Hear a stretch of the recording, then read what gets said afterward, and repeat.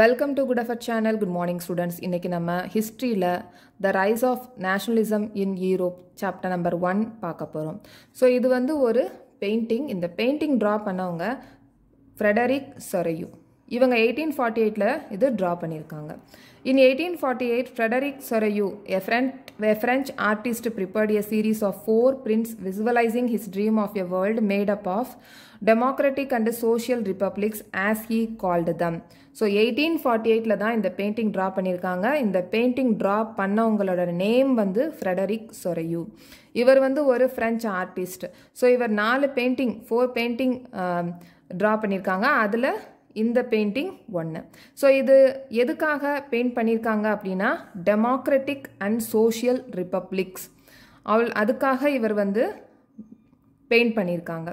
The first print of the series shows the people of Europe and America. The first print அப்படின்னு சொல்லியிருக்காங்க. அவர் 4 paint பண்ணதில் இதான் வந்து first print அப்படின்னு சொல்லியிருக்காங்க. ஸோ இதில் the first print of the series shows the people of Europe and America, men and women of full ages, of all ages and social classes, marching in a long train and offering homage to the Statue of Liberty as they pass by it. So இதில் வந்து people, இதில் இருக்கிற people வந்து Europe and America people. இதில் men and women எல்லா வகையான மக்கள், social classes, age பாகுபாடு இல்லாமல் பலதரப்பட்ட மக்கள் வந்து இதில் ஒரு லாங் ட்ரெயின் மாதிரி நடந்து வந்துட்டுருக்காங்க. எதுக்காக அப்படின்னா இந்த ஸ்டாச்சு ஆஃப் லிபர்ட்டி ஹோமேஜ் அப்படின்னா ரெஸ்பெக்ட் பண்ணுறதுக்காக நடந்து வந்துட்டுருக்காங்க. As they would recall artist of time of the French revolution personified liberty as a female figure. So இங்கே ஆர்டிஸ்ட் ஃப்ரெடரிக் சொரையூ வந்து இந்த ஃப்ரெஞ்ச் ரெவல்யூஷனை ரெப்ரசன்ட் பண்ணுறத ஒரு லிபர்ட்டி மூலமாக ரெப்ரசன்ட் பண்ணுறாங்க. எப்படி ரெப்ரசன்ட் பண்ணுறாங்க? ஒரு ஃபீமேல் ஃபிகராக வந்து ரெப்ரசன்ட் பண்ணுறாங்க. Here you can recognise the torch of enlightenment she bears in one hand and the charter of the rights of man in the other.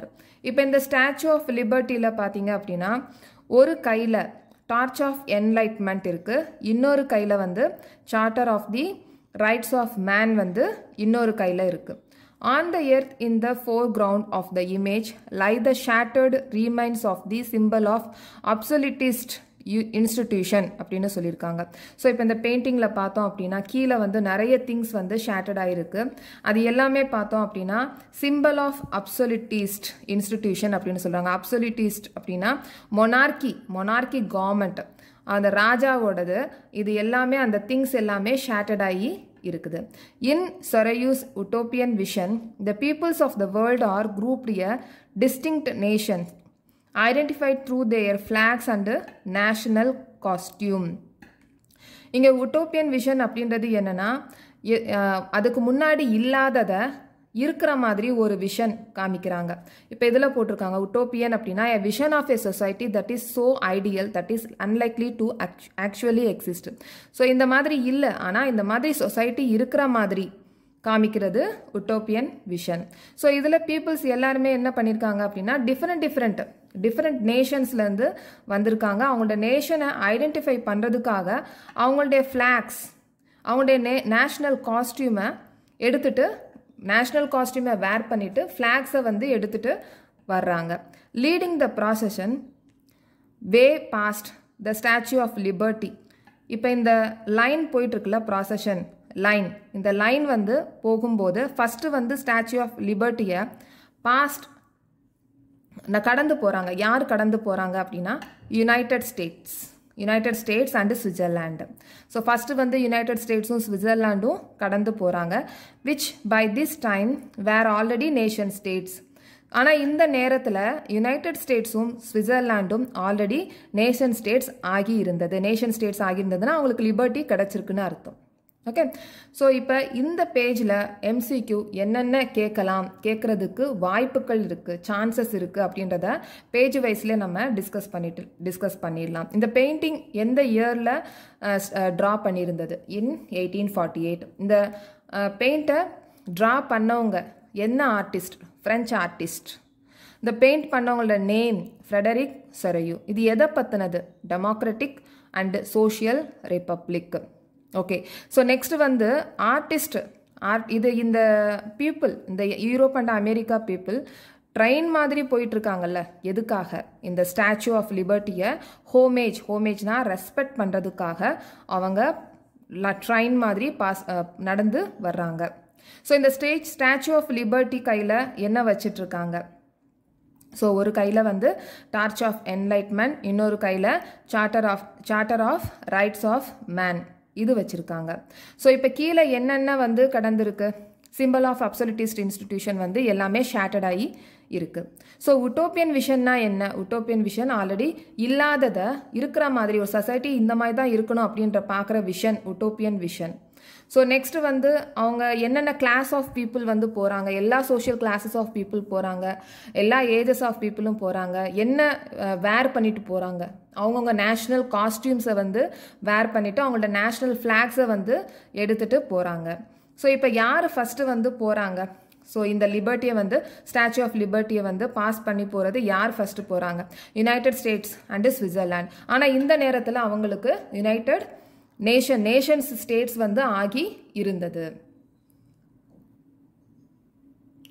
So France identifiable by the revolutionary tricolour. So அவங்களுக்கு France வந்து எது அப்படின்றத நம்ம பார்த்தோம் அப்படின்னா அவங்களுடைய tricolour flax வந்து வச்சுருப்பாங்க. அவங்க has just reach the statue.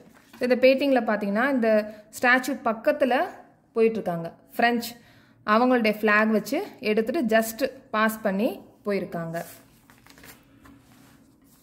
Has just reached the statue. She is followed by the peoples of Germany bearing the black, red and gold flag. So அதை தொடர்ந்து ஜெர்மனி அவங்களுடைய ஃப்ளாக் எடுத்துகிட்டு போகிறாங்க. ஃப்ளாகோட கலர் கொடுத்துருக்காங்க black, red and gold flag. Interestingly at the time when Sorrieu created this image, the German people did not yet exist as a united nation. So இந்த painting draw பண்ணியிருக்கும் போது Germany இன்னும் united nation ஆகலை. Okay. So இப்போ the flag they carry in an expression of liberal hopes in 1848 to unify the numerous German speaking principalities into a nation state under democratic constitution. So இது வந்து ஒரு hope மாதிரி இருக்குது, liberal ஹோப்பாக இருக்குது. So 1848 இது unify ஆயிரும், அதுவும் நேஷன் ஸ்டேட்டாக ஆயிரும், அதுவும் டெமோக்ராட்டிக் கான்ஸ்டியூஷன் கீழே இது நேஷன் ஸ்டேட் ஆயிரும் அப்படின்ற ஒரு ஹோப் வந்து இதுக்கு கிடச்சிருந்தது. Following the German people or the peoples of Austria, the kingdom of two Sicilies, Lombardy, Poland, England, Ireland, Hungary and Russia. So இதை ஜெர்மனுக்கு அடுத்தபடியாக இந்த பீப்புள்ஸ் எல்லாம் வந்து பாஸ் பண்ணி போகிறாங்க. ஸோ இதெல்லாம் நம்ம மனப்பாடம் பண்ணணும் அப்படின்னா ஃபஸ்ட்டு வந்து ஆல்ஃபபெட்டில் வந்து நீங்கள் எழுதிக்கோங்க. ஆஸ்ட்ரியா அப்படின்றது ஏ. ஸோ நெக்ஸ்ட் ஆல்ஃபபெட் என்ன வரும் அப்படின்ற மாதிரி ஆல்ஃபபெட் வைஸில் வந்து நம்ம இந்த கண்ட்ரியோட நேம் எல்லாம் நம்ம கரெக்டாக எழுதிட்டோம் அப்படின்னா அதுக்கப்புறமா நமக்கு மறக்காது. ஸோ இந்த மாதிரி நிறைய இருந்துச்சுன்னா ஆல்ஃபபெட் மெத்தடை வந்து நம்ம யூஸ் பண்ணிக்கலாம். From the heavens above Christ, saints and angels gaze upon the scene.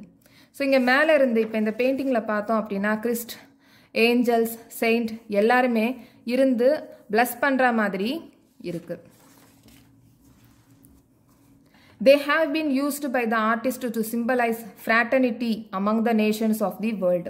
So இந்த பெயிண்டிங்கில் பார்த்தோம் அப்படின்னா இங்கே ஃப்ராட்டர்னிட்டி அப்படின்றது இருக்கும், பிரதர்ஹுட். அதாவது இங்கே பலதரப்பட்ட மக்கள் வந்து ட்ரெயினாக ஒரே மாதிரி போகிறாங்கல்ல. ஸோ இவங்கெல்லாம் வந்து ஒரு சகோதரத்துவமாக இருக்கணும், நேஷன் ஸ்டேட்ஸாக தனித்தனியாக இருந்தாலும் ஒரு சகோதரத்துவமாக இருக்கணும் அப்படின்ற மாதிரி காமிக்கிறாங்க. ஸோ நெக்ஸ்ட் வந்து paragraph. This chapter will deal with many of the issues visualized by Sarayu. During the 19th century, nationalism emerged as a force which brought about sweeping changes in political and mental world of Europe. So இப்போ இந்த nationalism அப்படின்றது இந்த 19th centuryல தான் வந்தது.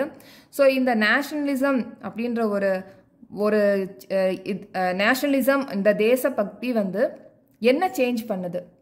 பொலிட்டிக்கலில் change பண்ணுது, mentally, political and mentally வந்து change பண்ணியிருக்கு 19th centuryல. The end result of these changes was the emergence of nation state in place of multinational dynastic empire of Europe. இந்த changes, இந்த நேஷனலிசம் அப்படின்ற சேஞ்சஸ் என்ன change பண்ணியிருக்கு? Political and mentally change பண்ணியிருக்குன்னு சொல்லியிருக்கோம். ஆனால் என்ன சேஞ்ச் பண்ணியிருக்கு?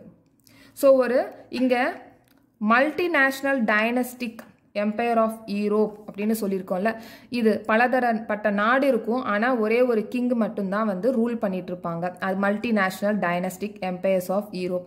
அந்த மாதிரி இல்லாமல் ஒவ்வொருத்தருக்கும் ஒரு தனித்தனியான நேஷன் ஸ்டேட் அப்படின்றத கொண்டு வரணும். அவங்களுக்குன்னு ஒரு லிபர்ட்டி இருக்கணும், அவங்களுக்குன்னு ஒரு டெரிட்டரி இருக்கணும் அப்படின்றது தான் இந்த சேஞ்சஸ், நேஷனலிசம் அப்படின்றது கொண்டு வந்திருக்கு. ஓகே, ஸோ இப்போ the concept and the practice of modern state in which a centralized power exercised sovereign control over a clearly defined territory had been developing over a long period of time. So நம்ம இப்போ சொன்ன மாதிரி இந்த nationalism, இந்த multinational dynastic empire of யூரோப்லேருந்து nation state கொண்டு வரணும். அது வந்து இந்த மாடர்ன் ஸ்டேட், இப்போ இந்த மாடர்ன் ஸ்டேட் வந்து எப்படி இருக்கணும் அப்படின்றத சொல்லியிருக்காங்க.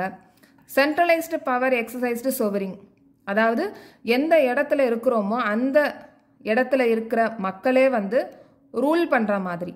ஸோ அதுதான் centralised power exercised sovereign control over a clearly defined territory. ஒரு பர்டிகுலர் ஏரியா இருக்கணும், இவங்களோட இந்த ஏரியாவிலேருந்து தான் ரூல் பண்ணணும், அந்த மாதிரி இருக்குல்ல. ஸோ அதான் defined territory. had been developing over a long period of time in Europe. But a nation state was one in which the majority of its citizens and not only its rulers came to develop a sense of common identity and shared history or descent. So இப்போ இந்த common ஐடென்டிட்டியை develop பண்ணுறது not only rulers, யார் rule பண்ணுறாங்களோ அவங்களோடது மட்டும் develop பண்ணால் போதாது, அங்கே இருக்கிற சிட்டிசன்ஸும் சேர்ந்து வந்து பண்ணணும். ஷேர்டு ஹிஸ்ட்ரி அண்டு டீசன்ட், இது எந்த மாதிரியான ஹிஸ்ட்ரியில் இருக்குது, யார் வந்து அதுக்கு முன்னாடி ரூல் பண்ணாங்க, இது எல்லாமே ரூலர்ஸோட மட்டும் கையில் மட்டும் இல்லை, அவங்களோட சிட்டிசன்ஸ் அவங்களோட இம்பார்ட்டன்ஸும் இருக்கணும் அப்படின்றத சொல்லியிருக்காங்க. This commonness did not exist from time immemorial. It was forged through struggles, through the action of leaders and common people.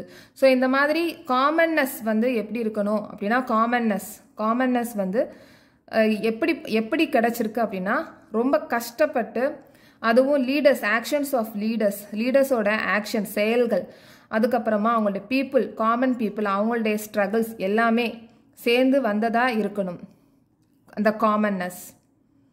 This chapter will look at the diverse process through which nation states and nationalism came into being in 19th century Europe. So இந்த சாப்டரில் nation state எப்படி வந்தது, nationalism அப்படின்றது எப்படி வந்தது 19th centuryல யூரோப்பில் அப்படின்றது தான் நம்ம இந்த சாப்டரில் பார்க்க போகிறோம். ஸோ இப்போ இந்த சாப்டரில் இந்த பேராகிராஃபில், இந்த பேஜில்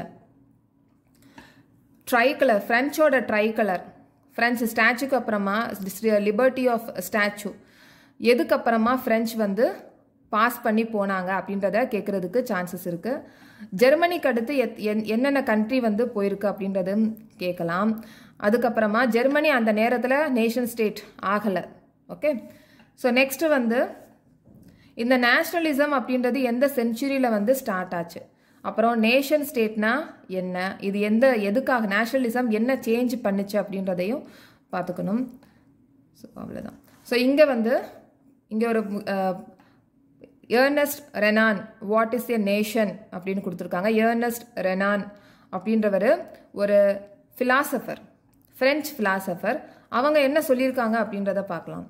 In a lecture delivered at the University of Sorbonne in 1882, the French philosopher Ernest Renan, 1823 to 92, outlined his understanding of what makes a nation. So, இப்போ Ernest Renan அப்படின்றவங்க ஒரு French philosopher. Okay? So, இவர் வந்து ஒரு lecture வந்து deliver பண்ணுறாங்க university of சோர்போனில் in 1882ல. ஓகே, ஸோ இவரோட லைஃப் 1823 ஸ்டார்ட் ஆகி 92 வரைக்கும் இவரோட லைஃப் வந்து இருந்திருக்கு. The lecture was subsequently published as a famous essay titled Cosette se Kone Nation. What is a nation? So இப்போ இது வந்து ஒரு இவர் என்ன சொன்னாரோ அது வந்து அந்த லெக்சர் பப்ளிஷும் ஆயிருக்கு. அதோட டைட்டில் வந்து கொடுத்துருக்காங்க வாட் இஸ் எ நேஷன் அப்படின்னு. In this essay Renan criticise the notion suggested by others that a nation is formed by a common language, race, religion or territory.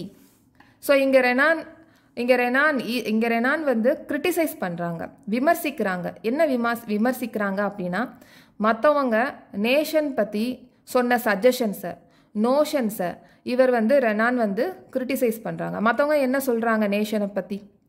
Nation வந்து formed by common language. Nation அப்படின்றது ஒரு common language இருக்கணும், race இருக்கணும், religion or territory இந்த மாதிரி இருந்துச்சு அப்படின்னா nation அப்படின்னு மற்றவங்க சொல்கிறாங்க. ஆனால் ரெனான் வந்து என்ன சொல்கிறாங்கன்னா கிரிட்டிசைஸ் பண்ணுறாங்க, விமர்சிக்கிறாங்க இதை பற்றி. அவர் என்ன சொல்கிறாரு? A nation is the culmination of a long past of endeavour, sacrifice and devotion and a heroic past great man glory, that is the social capital upon which one bases a national idea. So இப்போ இது வந்து ரெனான் அவங்க வந்து சொல்கிறாங்க. இப்போ nation அப்படின்றது என்ன அப்படி இருக்குன்னா, ஒரு நீண்ட கால முயற்சி, என்டேவர் அப்படின்னா முயற்சியாக இருக்கணும், சாக்ரிஃபைஸ் தியாகமாக இருக்கணும், டிவோஷன் அது பற்று வந்து இருக்கணும், தேசப்பற்றுன்னு இருக்குல்ல அது இருக்கணும், ஹீரோயிக் பாஸ்ட் கிரேட் மென் ஒரு வழி நடத்துனவங்க ஒரு கிரேட் மென்னாக இருக்கணும், க்ளோரி புகழாக இருக்கணும். இது எல்லாமே வந்து ஒரு முதலீடாக இருக்குது, social capital upon which one bases of a national idea. இது வந்து முதலீடாக இருக்குது. எதுக்காக? நேஷ்னல் ஐடியாக்காக. ஸோ இது எல்லாமே வந்து ரெனான் வந்து சொல்கிறாங்க, இப்படி தான் நேஷன் வந்து இருக்கணும் அப்படின்ட்டு. To have common glories in the past, to have a common will the to have a common will in the present, to have a performed great deeds together, to wish to perform still more. These are the essential conditions of being a people. இப்போ people பற்றி சொல்கிறாங்க. So ஒரு விஷயம் வந்து சேர்ந்து செய்யும்போது எல்லாருமே சேர்ந்து செய்யணும், அது ப்ரெசண்ட்லையும் செய்யணும், அதுக்கப்புறமா பாஸ்டில் என்ன க்ளோரி இருந்துச்சோ அது ப்ரெசண்ட்லையும் இருக்கணும் அப்படின்றத இங்கே பீயிங் எ பீப்புளை பற்றி வந்து இங்கே சொல்கிறாங்க. A nation is therefore a large scale solidarity அப்படின்னா யூனிட்டி, ஒற்றுமை. நேஷன் அப்படின்றது யூனிட்டியாக இருக்கணும். Its existence is a daily plebiscite அப்படின்னு சொல்கிறாங்க. இங்கே பெலபிசைட்டுக்கு மீனிங் வந்து இங்கே கொடுத்துருக்காங்க. A direct vote by which all the people of a region are asked to accept or reject a proposal. எல்லாருமே டைரக்ட் ஓட் பண்ணும்போது அவங்க ஏதாவது ஒரு விஷயத்தை முன்னாடி கொண்டு வரும்போது மொத்தமாக அக்செப்ட் பண்ணணும், இல்லைனா ரிஜெக்ட் பண்ணணும் அந்த ப்ரொப்போசலை. So a province is its inhabitants. இந்த மாதிரி நம்ம பண்ணும்போது அதுக்குரிய இடம் ப்ரொவின்ஸ் எப்படி இருக்கணும்னா அவங்க வாழக்கூடிய அங்கே இருக்கிற இடமா இருக்கணும். If any one has the right to be consulted. So அங்கே இருக்கிறவங்கள்ட்ட மட்டும்தான் இந்த பெலபிசைட் வந்து பண்ண முடியும்.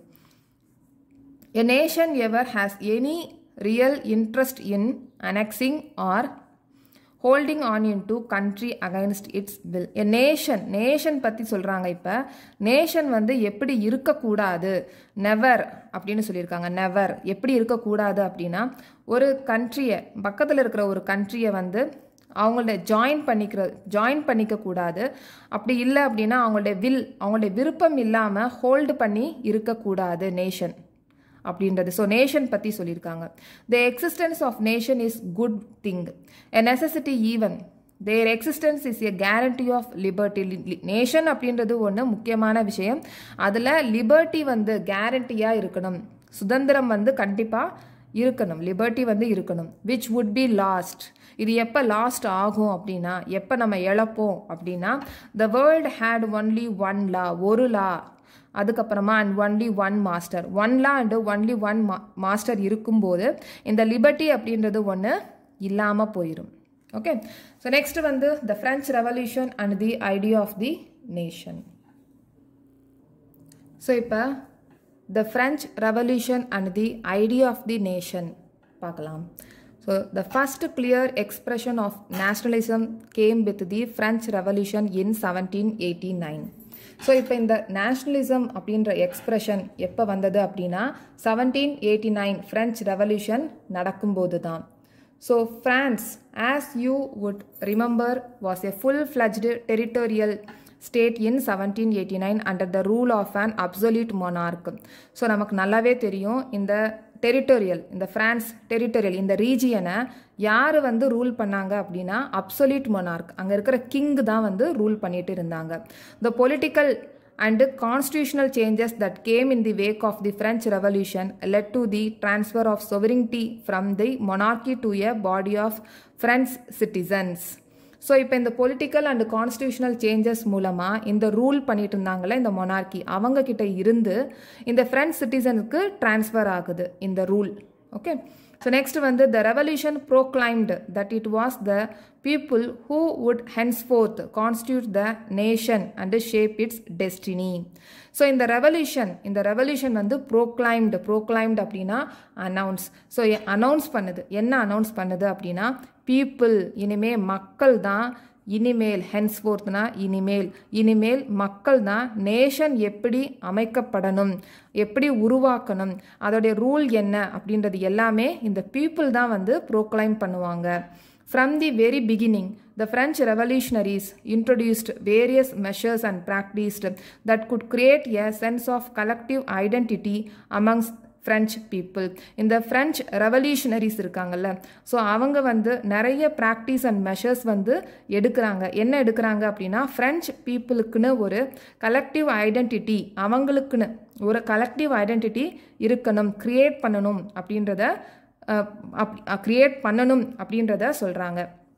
த idea of la patrie, the fatherland and le citoyen, the citizen, emphasized the notion of a united community enjoying equal rights under a constitution. So இப்போ French the idea of la patrie அப்படின்னா fatherland, le citoyen அப்படின்னா citizen, emphasised அப்படின்னா importance. என்ன importance கொடுக்குறாங்க அப்படின்னா இப்போ இந்த மக்கள் எல்லாருமே வந்து ஒரு யுனைடெட் கம்யூனிட்டி, இங்கே எல்லாருக்குமே ஈக்குவல் ரைட்ஸ் இருக்குது. இங்கே இருக்கிற இந்த ரீஜனில் இருக்கிறவங்களுக்கு எல்லாருக்குமே வந்து ஒரு ஈக்குவல் ரைட்ஸ் இருக்குது அப்படின்னு சொல்கிறாங்க. ஸோ அதுதான் வந்து இங்கே சொல்லியிருக்காங்க. நோஷன் அப்படின்னா கருத்து. Notion of a united community அப்படின்னா இந்த மக்கள் எல்லாருமே இருக்காங்களா, அவங்க எல்லாமே யுனைடெட் கம்யூனிட்டி, அவங்க எல்லாருக்குமே வந்து ஈக்குவல் ரைட்ஸ் வந்து இருக்குது. Okay, so a new French flag, the tricolor, was chosen to replace the former royal standard. ஒரு ஃப்ளாக், ஃப்ரெஞ்ச் ஃப்ளாக் வந்து இன்ட்ரொடியூஸ் பண்ணுறாங்க, ட்ரை கலர் அப்படின்னு. ஸோ அந்த ட்ரை கலர் வந்து ஃப்ளாகை இன்ட்ரொடியூஸ் பண்ணுறாங்க, அதை ரீப்ளேஸ் பண்ணவும் செய்கிறாங்க, ஃபார்மல் ராயல் ஸ்டாண்டர்ட். அதுக்கு முன்னாடி மொனார்கி வந்து அவங்களுக்குன்னு ஒரு ஃப்ளாக் இருக்கும்ல, ஸோ அதை வந்து எடுத்துட்டு ரீப்ளேஸ் பண்ணிவிட்டு ஃப்ரெஞ்ச் ஃப்ளாகை வந்து இன்ட்ரொடியூஸ் பண்ணுறாங்க. So Estates General was elected by the body of active citizens and renamed the National Assembly. So இந்த Estate General வந்து active citizens, body of active citizens தான் வந்து எலெக்ட் பண்ணுறாங்க. இந்த Estate General வந்து ரீநேம் பண்ணுறாங்க, நேஷ்னல் அசம்பிளி அப்படின்ற நேமை ரீநேம் பண்ணுறாங்க. ஓகே, இந்த எஸ்டேட் ஜென்ரலை நேமை எடுத்துட்டு நேஷ்னல் அசம்பிளின்னு வைக்கிறாங்க.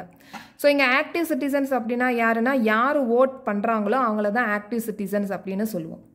So new hymns were composed, oaths taken and martyrs commemorated, all in the name of the nation.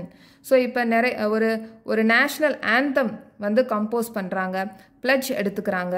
அதுக்கப்புறமா இந்த மார்டிஸ் அப்படின்னா இந்த ரெவல்யூஷனுக்காக தங்களுடைய உயிரையே தியாகம் பண்ணியிருப்பாங்கள்ல போர் வீரர்கள், ஸோ அவங்களுக்குரிய ஒரு நினைவு தினம், காமமரேட்டட் அப்படின்னா நினைவு தினம், எல்லாமே இந்த நேஷனுக்காக பண்ணியிருக்காங்கல்ல, ஸோ அது எல்லாமே வந்து அவங்க introduce பண்றாங்க.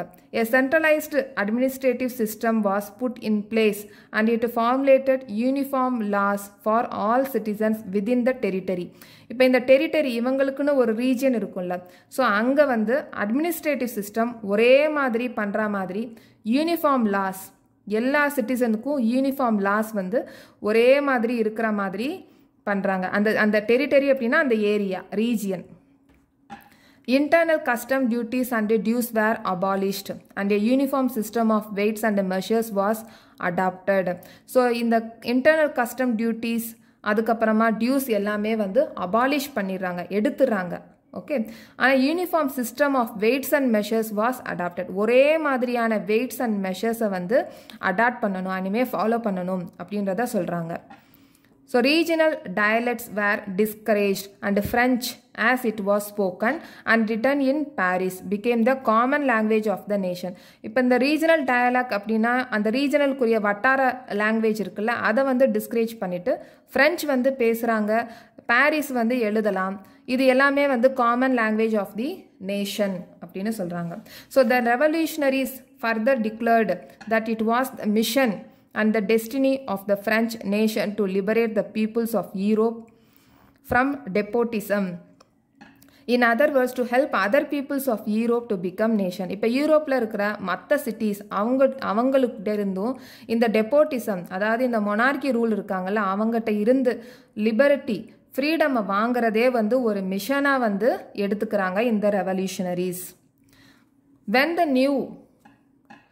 When the news of the events in France reached the different cities of Europe, students and other members of educated middle classes began setting up Jacobean club.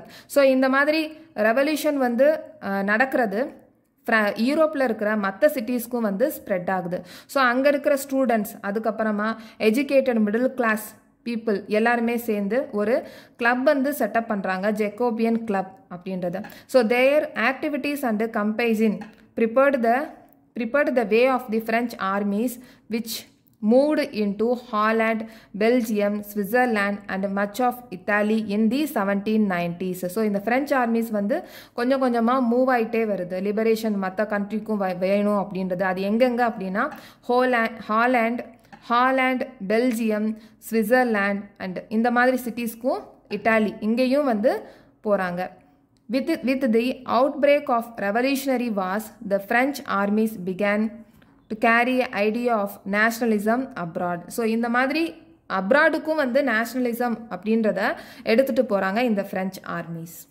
So இப்போ வந்து பிக்சர் பார்க்கலாம். So இந்த ரெண்டு பிக்சரையும் பார்க்கலாம். The cover of a German almanac designed by the journalist Andries Rebmann in 1798. இது வந்து ஒரு cover. இந்த கவர் வந்து ஜெர்மன் ஆல்மனாக் அப்படின்னு சொல்லுவாங்க. இதை டிசைன் பண்ணவங்க ஜேர்னலிஸ்ட் ஆண்ட்ரீஸ் ரெப்மான் இன் 1798. இவரோட பேர் வந்து ஆண்ட்ரீஸ் ரெப்மான். ஸோ இந்த இமேஜில் என்ன இருக்குது அப்படின்னா ஃப்ரெஞ்ச் பேஸ்டைல் அப்படின்னா பிரிசன், ஜெயில். ஓகே, இந்த ஜெயில் இந்த பிக்சருக்குள்ளே பார்த்தோம் அப்படின்னா இந்த ரெவல்யூஷனரிஸ் வந்து ஸ்டாம் பண்ணுறாங்க, இடிக்கிறாங்க இந்த ஜெயிலை. அதே மாதிரி இந்த பிக்சர் பக்கத்தில் பார்த்தோம்னா ஒரு ஃபோர்ட் இருக்குது, இங்கே ஒரு ஸ்லோகன் இருக்குது. இது ரெண்டுமே என்ன ரெப்ரசன்ட் பண்ணுது அப்படின்னா டெஸ்போட்டிக், அதாவது மொனார்கி ரூலை ரெப்ரசன்ட் பண்ணுறது. ஓகே, ஸோ இதுதான் வந்து இங்கே போட்டிருக்காங்க. The image of the French Bastille being stormed by the revolutionary crowd has been placed next to a similar fortress meant to represent the bastion of despotic rule in the German province of Kassel. இந்த ரெண்டுமே வந்து மொனார்கியை represent பண்ணுது, அதனால் அவங்க வந்து என்ன பண்ணுறாங்க, இடிக்கிறாங்க. இதில் வந்து கீழே வந்து ஒரு ஸ்லோகனும் போட்டிருக்காங்க. Accompanying the illustration is the slogan, the people must seize their own freedom. மக்கள் தான் அவங்களுடைய சுதந்திரத்தை கைப்பற்றணும், ஹோல்டு பண்ணிக்கணும் அப்படின்னு இந்த ஸ்லோகத்தில் எழுதியிருக்காங்க. ரெப்மான் lived in the city of Mainz and was the member of a German Jacobin group. So இவர் எந்த சிட்டியில் வாழ்ந்தாங்க அப்படின்றத கொடுத்துருக்காங்க. அதுக்கப்புறம் இவர் வந்து ஜெர்மன் ஜெக்கோபின் குரூப்பில் வந்து ஒரு மெம்பராக வந்து இருக்கிறாங்க. Within the wide swath of territory that came under his control, Napoleon set about introducing many of the reforms that he had already introduced in France. இப்போ இந்த wide swath of territory அப்படின்னா இந்த wide region அர்த்தம். came under his control அப்படின்னா Napoleon கண்ட்ரோலுக்கு வருது. So இந்த கண்ட்ரோலுக்கு வந்திருக்குல்ல இந்த ரீஜியன், இங்கே ஃப்ரான்ஸில் என்னென்ன ரீஃபார்ம்ஸ் சேஞ்சஸ் கொண்டு வந்தாங்களோ அது எல்லாமே இங்கேயும் இந்த வைடு ஸ்வேத் ஆஃப் டெரிட்டரியிலையும் கொண்டு வர்றாங்க. Through their return to monarchy, Napoleon had no doubt destroyed democracy in France. But in the administrative field he had incorporated revolutionary principles. So நம்ம என்ன சொல்லியிருந்தோம், ஃப்ரான்ஸில் பீப்புள்கிட்ட தான் வந்து சிட்டிசன்ஸ் தான் வந்து ரூல் பண்ணிட்டு இருந்தாங்க, அதாவது டெமோக்ரஸியாக இருந்தது. ஆனால் நெப்போலியன் வந்ததுக்கு அப்புறமா இந்த டெமோக்ரஸி டெஸ்ட்ராய் ஆயிருந்தது. ஆனால் அட்மினிஸ்ட்ரேட்டிவ் ஃபீல்டில் வந்து இன்கார்பரேட்டட் அப்படின்னா ரெக்கக்னைஸ் பண்ணியிருக்காங்க. என்ன ரெக்கக்னைஸ் பண்ணியிருக்காங்கன்னா ரெவல்யூஷனரி பிரின்சிபல்ஸ் வந்து ரெக்கக்னைஸ் பண்ணியிருக்காங்க. இது எல்லாமே வந்து in order to make the whole system more rational and efficient. So இவர் கொண்டு வந்திருக்காருல இந்த ரெவல்யூஷனரி பிரின்சிபல்ஸ் அட்மினிஸ்ட்ரேட்டிவ் ஃபீல்டில், அது எல்லாமே வந்து ரொம்ப எஃபிஷியண்ட்டாக இருந்திருக்கு. The civil code of 1804 usually known as the Napoleonic Code. இந்த சிவில் கோட் 1804 நெப்போலியனிக் கோட் அப்படின்னு சொல்லுவாங்க. ஸோ இந்த கோடில் இந்த சிவில் கோடில் என்னென்ன சொல்லியிருக்காங்க அப்படின்றத பார்க்கலாம். இது ரொம்ப இம்பார்ட்டன்ட். இந்த பாயிண்ட்ஸ் எல்லாமே நம்ம மனப்பாடம் பண்ணியிருக்கணும். So did away with all privileges based on birth, established equality before the law and secured the right to property. இது மூணுமே. ஸோ ஃபஸ்ட்டு வந்து என்ன சொல்கிறாங்க அப்படின்னா பிறப்பு மூலமாக வரக்கூடிய சலுகைகளை டிட் அவே பண்ணிடுறாங்க, அபாலிஷ் பண்ணிடுறாங்க. ஸோ அதுக்கப்புறமா செகண்ட் என்னென்னா சட்டத்துக்கு முன்னாடி எல்லாருமே சமம் அப்படின்னு சொல்கிறாங்க. And secure the right to property, அவங்கவுங்க ப்ராப்பர்ட்டி அவங்கவுங்க வச்சுக்கணும், வலுக்கட்டாயமாக மற்றவங்ககிட்ட இருந்து எடுத்துக்கக்கூடாது. இது மூணுமே வந்து நம்ம கண்டிப்பாக மனப்பாடம் பண்ணியிருக்கணும். This code was exported to the regions under French control. So இந்த கோடை வந்து இந்த கோடு எல்லா இடத்துலையும் வந்து அப்ளை பண்ணுறாங்க. ஸோ இந்த touch republic, in Switzerland, in Italy and Germany, Napoleon simplified administrative divisions. So இங்கே நெப்போலியன் வந்து என்ன பண்ணுறாங்கன்னா இங்கே அட்மினிஸ்ட்ரேட்டிவ் ஃபீல்டில் சிம்பிளிஃபை பண்ணணும் அப்படின்றதுக்காக நிறைய சப்யூனிட்ஸ் வந்து பிரிக்கிறாங்க. இங்கே abolish the feudal system and freed peasants from serfdom and manorial dues. அதாவது இங்கே ஃபியூடல் சிஸ்டம்னா என்ன அப்படின்றத பார்க்கலாம். ஃபியூடல் சிஸ்டம் அப்படின்னா ஃபஸ்ட்டு வந்து பொதுவாக ஒரு கிங்குக்கு ஒரு வார் பண்ணணும், பேட்டில் பண்ணணும் அப்படின்னா அவங்களுக்கு சோல்ஜர்ஸ் வேணும். அந்த சோல்ஜர்ஸை எப்படி கொண்டு வருவாங்க அப்படின்னா இந்த கிங் வந்து லேண்ட்லாட்டை போய் லேண்டை கொஞ்சம் கொடுத்து இந்த லேண்டை சோல்ஜர்ஸ்ட்டை கொடுத்து அந்த சோல்ஜர்ஸை கூட்டிகிட்டு வர சொல்லுவாங்க. அப்போ லேண்ட்லார்டு என்ன பண்ணுவாங்க, சோல்ஜர்ஸ்ட்டை போய் கொஞ்சம் லேண்டை வந்து கொடுத்துருவாங்க. அப்போ அந்த லேண்டு மூலமாக வரக்கூடிய வருமானம் தான் அந்த சோல்ஜர்ஸோட ஃபேமிலிக்கு ஒரு வருமானம். இப்போ இந்த லேண்டை யாரை பார்த்துக்குவாங்க, அப்போ பெசன்ஸ் வருவாங்க. பெசன்ஸ் அப்படின்றவங்க விவசாயிகள், ஃபார்மர்ஸ். அவங்க என்ன பண்ணுவாங்க, அவங்க ஃபேமிலியோட வந்து இந்த சோல்ஜர்ஸ் வீட்டுக்கு வந்து அந்த லேண்டை வந்து பார்த்துக்குவாங்க. அந்த லேண்டு மூலமாக வரக்கூடிய ரெவென்யூவை சோல்ஜர்ஸ்க்கு வந்து கொடுப்பாங்க. ஸோ அப்போ அதுலேருந்து வரக்கூடிய கொஞ்சம் வருமானத்தை இந்த பெசன்ஸும் வச்சுக்குவாங்க. ஆனால் இந்த பெசன்ஸ் வந்து அவங்க எப்போ நினைக்கிறாங்களோ அவங்க வந்து இந்த சோல்ஜர்ஸை விட்டுட்டு அந்த லேண்டை விட்டுட்டு அவங்களால வெளியில் போக முடியாது. கிட்டத்தட்ட ஒரு அடிமை மாதிரி, கொத்தடிமை மாதிரி, ஸ்லேவ் மாதிரி தான். கொஞ்சம் வருமானம் வச்சு அவங்க வந்து அங்கே வாழ்க்கை ஃபுல்லாக அங்கேயே இருக்கணும். ஸோ இதுதான் வந்து ஃபியூடல் சிஸ்டம் அப்படின்னு சொல்கிறாங்க. And freed peasants from serfdom and manorial dues அப்படின்னு சொல்கிறாங்க. ஸோ இந்த towns too guild restrictions were removed. So இங்கே இருக்கிற ரெஸ்ட்ரிக்ஷன்ஸ் ட்ரேடர்ஸ் அசோசியேஷன் ஒன்று இருக்குது, அதை வந்து ரிமூவ் பண்ணுறாங்க. Transport and communication systems were improved, இதெல்லாம் இம்ப்ரூவ் ஆகுது. Peasants, artisans, workers and new business man enjoyed a new found freedom. இவங்கெல்லாம் வந்து ஃப்ரீடம் கிடைச்ச மாதிரியே ரியலைஸ் பண்ணிக்கிறாங்க. So businessman and small scale producers of goods in particular began to realize the uniform laws and standardized weights and measures, and a common national currency would facilitate the movement and exchange of goods and capital from one region to another. So இந்த இடத்துல இது ரொம்ப முக்கியமான விஷயம் என்ன அப்படின்னா யூனிஃபார்மாக இருக்குது. என்ன யூனிஃபார்ம் இருக்குது, யூனிஃபார்ம் லாஸ் அப்படின்றாங்க. யூனிஃபார்ம் லாஸ் எதில் இருக்குது, national currency, common national currency, ஒரே ஒரு கரன்சி தான் நேஷ்னல் ஃபுல்லாக வந்து ஃபாலோ பண்ணணும். அதே மாதிரி ஸ்டாண்டர்டைஸ்டு வெயிட்ஸ் அண்டு மெஷர். ஒரு கிலோவுக்கு எத்தனை கிராம் இருக்கணும், 1000 தான் இருக்கணும்னா 1000 கிராம் தான். ஸ்டாண்டர்டைஸ்டு வெயிட்ஸ் அண்ட் மெஷர்ஸ் இது ரெண்டுமே வந்து ஒரு பிஸ்னஸ் மேனுக்கு அப்போ அந்த காலத்தில் ரொம்ப இம்பார்ட்டண்ட்டாக இருந்தது. ஏன்னா ஒரு ரீஜியன்லேருந்து இன்னொரு ரீஜனுக்கு பொருளை கொண்டு போகும்போது நேஷ்னல் கரன்சி வந்து ஒரே மாதிரி இருந்துச்சு அப்படின்னா, வெயிட்ஸ் அண்டு மெஷர்ஸ் வந்து ஒரே மாதிரி இருந்துச்சு அப்படின்னா ஒரு பொருளை ஒரு ரீஜன்லேருந்து இன்னொரு ரீஜனுக்கு ஈஸியாக கொண்டு போயிடலாம். ஆனால் வேறு மாதிரி இருந்துச்சு அப்படின்னா அந்த குட்ஸை வந்து ஒரு இடத்துலேருந்து இன்னொரு இடத்துக்கு கொண்டு போகிறதுக்கு ரொம்ப கஷ்டமாயிரும். அந்த பொருள் அந்த குட்ஸ் வந்து ரொம்ப நாள் கழித்து தான் இன்னொரு இடத்துக்கு கொண்டு போக முடியும். அதனால் இந்த businessman and small scale producers of goods வந்து goods in particular began to realise the uniform laws. இவங்களுக்கெல்லாம் இது வந்து ஒரு ஃபெசிலிட்டி பண்ண மாதிரி இருக்கு இது பண்ணதுனால. However, in the areas conquered, the reactions of the local population to French rule were mixed. So இந்த நெப்போலியன் இவங்க வந்து கான்கர் பண்ணியிருக்காங்களே இந்த ஏரியாஸ், அங்கே எல்லாம் அங்கே இருக்கிற லோக்கல் பாப்புலேஷன்ஸில் இந்த ஃப்ரெஞ்ச் ரூல் வந்து மிக்ஸ் ஆகி இருந்தது. Initially, in many places such as Holland and Switzerland as well as in certain cities like Brussels, Mainz, Milan and Warsaw, the French armies were welcomed as harbingers of liberty. So first வந்து இனிஷியலாக இந்த French armies இந்த இடத்துக்கு போகும்போதெல்லாம் அங்கே அவங்க இந்த ஹார்பிங்கர்ஸ் of liberty, so நமக்கும் லிபர்ட்டி கிடச்சிரும் இந்த ஃப்ரெஞ்ச் ஆர்மிஸ் வர்றதுனால அப்படின்னு நினச்சிட்டு இருந்தாங்க. ஆனால் but the initial enthusiasm soon turned to hostility. ஆனால் இந்த என்தூசியாசம் போக போக பலவீனமாக ஆக ஆரம்பிச்சிச்சு. As it became clear that the new administrative arrangement did not go hand in hand with political freedom. இந்த administrative arrangement வந்து நல்லபடியாக எஃபெக்டிவாக இருந்தாலும் ஆனால் அவங்களுக்கு ஒரு political freedom வந்து கிடைக்கல. Increased taxation, censorship, forced conscription into French armies required to conquer the rest of Europe all seemed to outweigh the advantage of the administrative changes. இப்போ இந்த ஒரு கிங்குக்கு வந்து முக்கியமாக தேவைப்படுது என்னது, ஒரு ஏரியாவை கான்கர் பண்ணணும் அப்படின்னா அவங்களுக்கு கண்டிப்பாக மணி வந்து தேவைப்படும். அப்போ மணி வந்து தேவைப்படுது அப்படின்றதுனால என்ன பண்ணுறாங்க இவங்க, இன்க்ரீஸ்டு டாக்ஸேஷனை வந்து இன்க்ரீஸ் பண்ணுறாங்க.